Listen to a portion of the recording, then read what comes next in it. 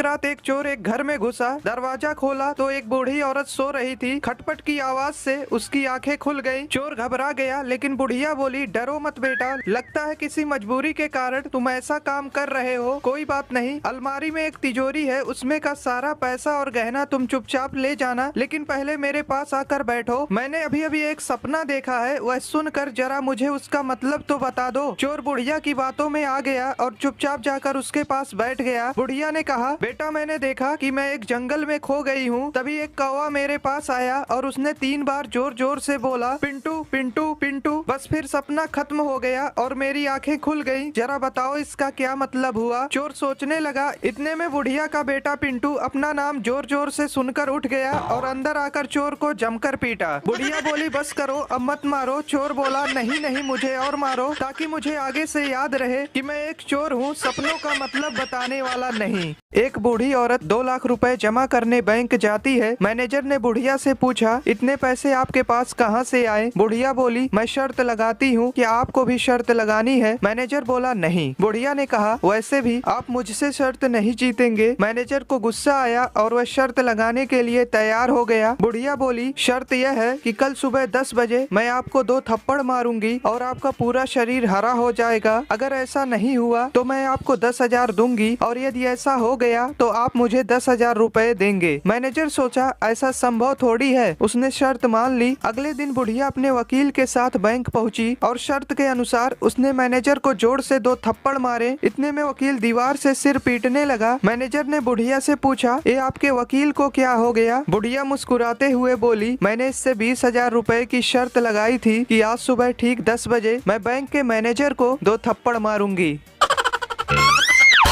दोस्तों 3 लड़के थे, तीनों ने मिलकर एक बॉल खरीदी जिसकी कीमत 30 रुपए थी। तीनों ने 10-10 रुपए मिलाकर 30 रुपए दुकानदार को दिए और वो दुकान से जाने ही वाले थे। तभी दुकानदार को याद आया कि बॉल तो सिर्फ 25 रुपए की है। दुकानदार ईमानदार था, उसने तुरंत अपने नौकर से 5 रुपए लौटाने को कहा। जब नौकर ने 5 रुपए वापस किए तो तीनों लड़कों ने खुश होकर 2 रुपए टिप उस नौकर को दिए और 1-1 रुपए आपस में बांट लिए। कुछ देर बाद एक लड़का कहने लगा कि हमने तो 9-9 रुपए खर्च किए हैं, इसलिए बॉल की कीमत हुई 27 रुपए और फिर 2 रुपए नौकर को टिप दिए, मतलब हुए 29 रुपए। लेकिन हमने तो टोटल 30 रुपए दिए थे, आखिर 1 रुपया कहाँ गया। दोस्तों अगर आप समझ गए हैं कि 1 रुपया कहाँ गया तो जरूर बताइए, और अगर इसका सही जवाब जानना चाहते हैं तो कमेंट बॉक्स में पिन है।